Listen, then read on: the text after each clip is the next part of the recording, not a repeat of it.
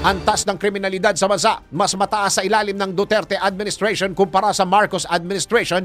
Ayon yan kay Senador Escudero. Naritong news scoop ni Patrol 19 Celia Ortega Bueno. Mas mataas ang crime rate noong panahon ni dating Pangulong Rodrigo Duterte kumpara sa kasalukuyang Marcos administration.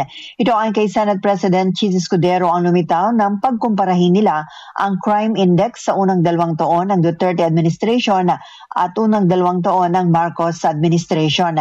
Ang pahayag ni Escudero ay sarap ng sinabi ng ilang resource person sa pagdinig ng Senate Blue Ribbon Subcommittee sa Drug War na nagsabing bumaba ang kriminalidad sa bansa noong panahon na nagpatupad ng giyera kontra illegal drugs ang nakalipas na administrasyon.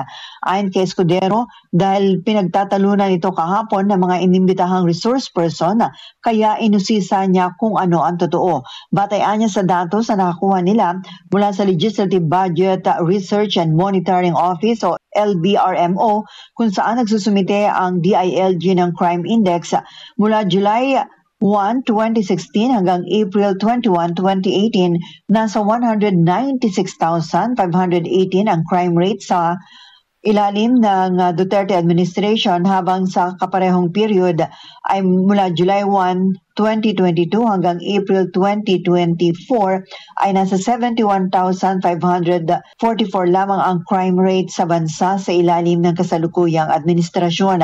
Kung ikukumparaan niya ay mas mataas ng 60% o halos triple ang taas ng krimen sa mga pagpatay noong kasagsagan ng war on drug ng Duterte administration.